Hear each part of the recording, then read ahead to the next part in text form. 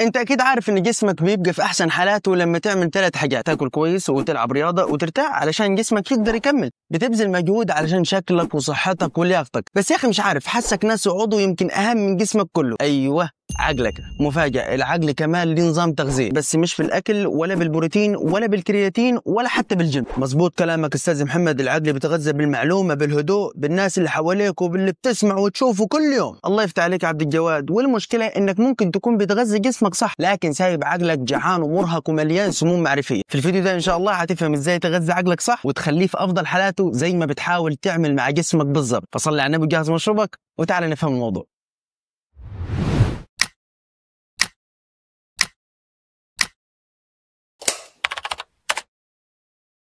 السلام عليكم ورحمة الله وبركاته، واهلا وسهلا بكم في حديث جديد من حديث تهمك. بسم الله. زي ما قلنا جسمك ليه خطوات واضحة للتغذية: تاكل، تتحرك، وتنام. برضو عقلك ليه وجبات وتمرين ووقت راحة. افهمها دي يا استاذ محمد كيف؟ تعال اقول لك. 1. القراءة اليومية. عقلك محتاج معلومات زي ما جسمك محتاج اكل بالضبط. لو قريت في كتاب مفيد او مواضيع بتهمك حتى لو 5 دقائق او حتى صفحة في اليوم، عقلك حيبدأ يفكر بشكل اعمق. مثلا لو بدأت تقرأ عن مهارة زي إدارة الوقت، هتلاقي نفسك مع الوقت بتجيب بترتب يومك احسن وتوترك حيقل. ما المشكله يا استاذ محمد ان انا مش بحب اقرا؟ عادي، اقرا روايات خفيفه او كتب صغيره تحببك في القراءه. مش لازم تمسك كتاب 600 صفحه. اهدى يا نيوتن. ممكن كمان تسمع بودكاست، يعني بدل ما تقعد في المواصلات تكلم نفسك وتتامل في اللي رايح واللي جاي، اسمع بودكاست مفيد واعتبره يا سيدي فطار خفيف لعقلك. 2. غير البيئة تتغير طريقة تفكيرك. بتقعد مع مين ومين صحابة؟ لو حواليك ناس كل كلامهم شكاوي أو نميمة أو تفاهات، ده سم لعقلك. بس لما تقعد مع ناس بيسألوا أسئلة سليمة، بيناقشوا أفكار سليمة، بيشاركوك تجارب وخبرات، هنا العقل ينور. وشكرا جدا للشخص اللي قال لي زمان: قاعدة مع شخص ملهم ساعة ممكن تفتح لك باب جديد في حياتك. فسيبك من ال3 ساعات اللي بتقعدوا مع أصحابك تتكلموا على الكائنات الغريبة اللي بتظهر في اللايفات،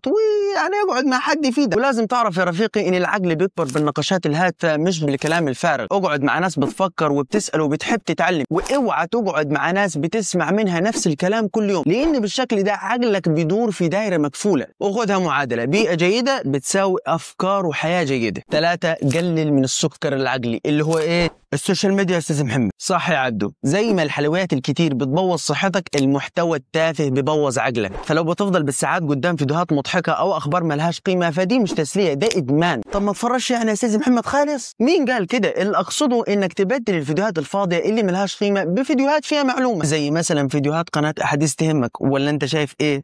اديها لايك واشتراك. 4. العقل محتاج راحة مش شغل بس. بعيدا عنك مريح اليوم كله، لكن ماشي نقول الكلمتين. احنا فاكرين اننا لازم نفكر طول الوقت، وده غلط جدا. العقل محتاج يهدى علشان يفكر صح. هو راضي يفصل يا استاذ محمد؟ ده شغال 24 ساعة. عايزك تجرب يا عبد الجواد تمشي في مكان هادي او تتأمل ولو 10 دقائق، واوعدك انك هتكتشف فجأة فرق كبير جدا في تركيزك وتنظيم افكارك. 5. التجربة اهم من الكلام. زي ما التمرين بيقوي عضلاتك، التجربة بتقوي عقلك. فما تخافش تغلط، العبرة انك تتعلم من غلطك. يعني لو جربت تبدأ مشروع صغير وفشل زي حالاتي كده، عقلك هيبدأ يكتسب مهارات حقيقية، زي انك تفكر بشكل اوسع وتقدر تحل المشكلات بشكل اسرع وافضل، ويبقى عندك مرونة. واوعى تعمل زي واحد مش معاه غير انه يتفرج على فيديوهات ازاي تبقى غني في اسبوع، لكن عايزك تجرب تبدأ مشروع صغير، لانه حتى لو فشل دماغك وقتها هيكتسب المهارات اللي قلنا عليها. 6. النوم مش رفاهية، دي صيانة للمخ. زي ما جسمك بيتعب من الشغل، عقلك بيتعب من التفكير. النوم الكافي هو اللي بيرجع لك تركيزك، والا هتلاقي نفسك بتقرا جملة 4 مرات ولسه مش فاهم منها حاجة. صح والله يا استاذ محمد، انا الموضوع ده بيحصل معايا كتير. ما انا عارف، حتى بأمرت الجملة اللي في المقدمة اللي اخذت فيها ساعة علشان تحفظها. نام كويس يا عبدو. 7. واخر حاجة: العقل بيكبر بالحوار مش في الجدال. ادخل نقاش مع حد مختلف عنك، مش علشان تغلبه لكن عشان تفهم وجهة نظر جديدة. مثلا صاحبك شايف ان النجاح مش بس فلوس، وانت مصمم ان النجاح فلوس، ما تروحش بقى تقول له: لا يا حبيبي النجاح فلوس وانت راجل ما بتعرفش تفكر وما بتفهمش حاجة. اهدى، مش كده يا جدع. اسأله ليه شايف النجاح كده، ممكن اجاباته تغير حاجات انت نفسك ما كنتش واخد بالك منها. لا بس على فكرة يا أستاذ محمد، النجاح مش بس فلوس. طالما مش فلوس يبقى تجيب ال20 جنيه اللي لهفتها قبل التصوير. قول الخلاصة. خلاصة الموضوع: القراية زائد بيئة جيدة زائد محتوى نظيف زائد تجربة زائد نوم جيد زائد نقاش إيجابي زائد شوية هدوء بتساوي عقل شبعان وسليم. وفي النهاية رفيقي، جسمك لو تعب حتلاحظ، لكن عقلك بيتعب في صمت لحد ما تلاقي نفسك تايه ومش عارف تفكر ومش قادر تتحمل. فابدأ من النهاردة: اقرأ، اختار صحبة غزيك، قلل من سموم المحتوى، ريح عقلك، نام كويس، وجرب حاجات كتير. وزي ما بتحب جسمك وبتديله احسن اكل،